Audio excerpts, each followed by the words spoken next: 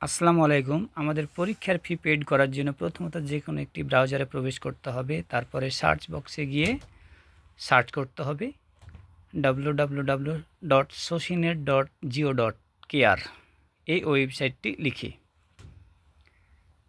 তারপরে এরকম একটি তথ্য আসতেও পারে বা নাও আসতে পারে, আসলে কেটে দিব। তারপরে এখন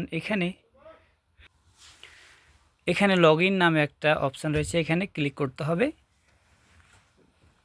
তারপরে এখানে এসে আপনার আইডি এবং পাসওয়ার্ডটি সুন্দর করে বসিয়ে লগইনে ক্লিক করতে হবে।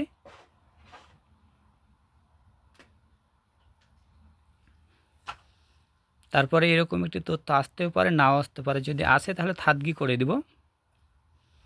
তারপরে এখানে মেইন পেজটি ওপেন হয়ে যাবে। ডান দিকে উপরে মাই পেজ নামে একটি অপশান রয়েছে, এখানে ক্লিক করতে হবে।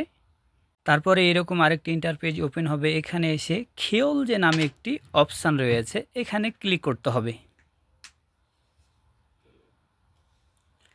তারপরে এরকম একটি ইন্টারপেজ আসবে। এখানে এসে এই জায়গাটা একটা টিক চিহ্ন দিতে হবে।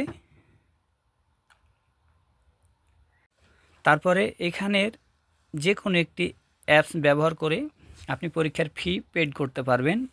যেমন আপনার যদি মাস্টার কার্ড হয়ে থাকে, ভিসা কার্ড হয়ে থাকে, যে কোম্পানির বা যে ব্যাংকের ভিসা কার্ডটা সেটা আগে থেকেই মোবাইলে সেট করে রাখবেন। যদি আপনার সিনহান কার্ড হয়ে থাকে তাহলে সিনহান পে, হানা কার্ড যদি হয়ে থাকে হানা পে, বা স্যামসাং কার্ড যদি হয়ে থাকে তাহলে স্যামসাং পে, এই ধরনের অ্যাপসগুলো আপনি আগে থেকে মোবাইলে সেট করে রাখবেন।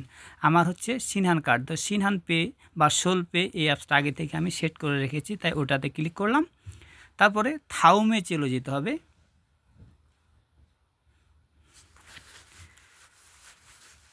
থাউমে যাওয়ার পরে এখানে সিনহান সোল পে এই জায়গাটায় ক্লিক করতে হবে।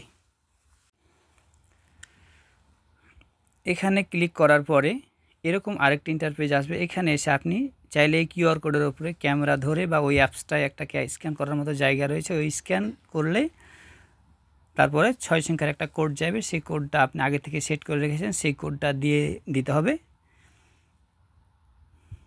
তাহলে আপনার টাকাটা পেড হয়ে যাবে। তারপরে এখানে খেয়াল যেতে ক্লিক করতে হবে।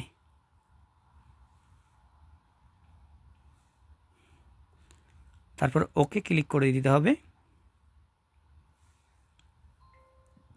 এভাবে আপনি আপনার টাকাটা পেড করতে পারবেন।